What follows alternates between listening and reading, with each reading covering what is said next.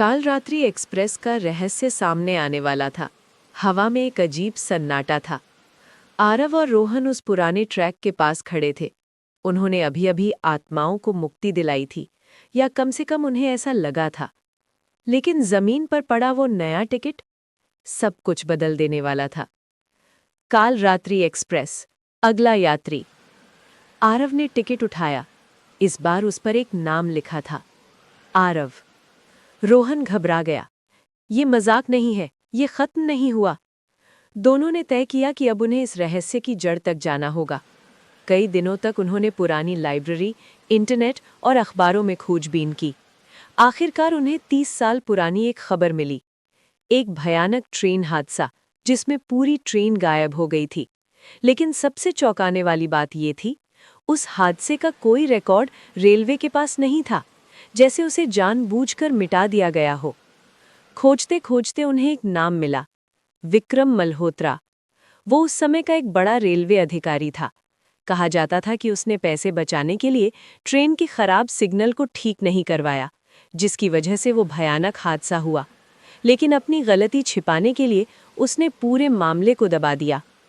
तो क्या वो ही इस सब के पीछे है? रोहन ने पूछा। आरव ने धीमी आवाज में कहा, नहीं, वो सिर्फ शुरुआत था। तभी अचानक हवा ठंडी हो गई। उनके सामने एक काली परछाई उभरी। धीरे धीरे वो एक आदमी का रूप लेने लगी, विक्रम मल्होत्रा। लेकिन उसकी आंखें खाली थीं और चेहरा विकृत। तुमने उन्हें मुक्त कर दिया, लेकिन मुझे नहीं। विक्रम हंसा, एक डरावनी खोखली हंसी। मैंने गलती की थी, लेकिन अब मैं इस ट्रेन का मालिक हूं। उन आत्माओं का डर, उनकी पीड़ा, सब मेरी ताकत बन चुका है।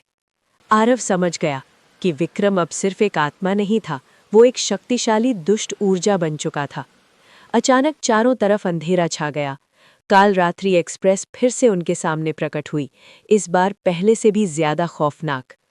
अगर तुम मुझे नहीं रोक पाए, तो ये ट्रेन हर उस इंसान को निगल जाएगी जो डरता है। आरव ने रोहन की तरफ देखा। डर ही इसकी ताकत है। रोहन ने सिर हिलाया।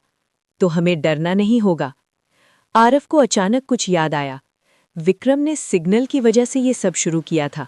अगर हम उसी सिस्टम को पूरी तरह बंद कर दें, तो इसका अस्तित्व खत्म हो सकता है।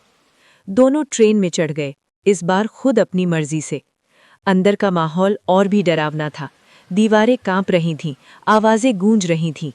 आखिरी संघर्ष। वे इंजन की तरफ भागे, जहां मुख्य कंट्रोल सिस्टम था। विक्रम की आत्मा उनका पीछा कर रही थी। तुम मुझसे बच नहीं सकते, उसकी आवाज गूंजी। रोहन लगभग गिर पड़ा, लेकिन आरव ने उसे संभाला। बस थोड़ा और, आरव चिल्लाया। आखिरकार वे कंट्रोल रूम तक पहुंच गए। आरव ने पूरी ताकत से सिस्टम को ओवरलोड कर दिया।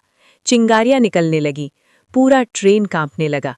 विक्रम चीख उठा, नहीं, ये मेरा साम्राज्य है।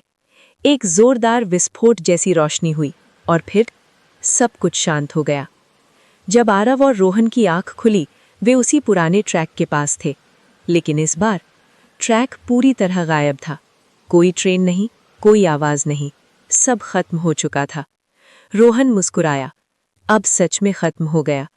आरव ने आसमान की तरफ देखा, सूरज निकल रहा था। हाँ, अब ये कहानी यहीं खत्म होती है। लेकिन जैसे ही वे वहां से जाने लगे, आरव को पीछे से एक हल्की आवाज सुनाई दी, धन्यवाद। वो मुड़ा, लेकिन वहां कोई नहीं था, बस हवा में एक शांति थी। काल रात्रि एक्सप्रेस, अंत। या शायद हर कहानी का एक हिस्सा कहीं न कहीं जिंदा रहता है।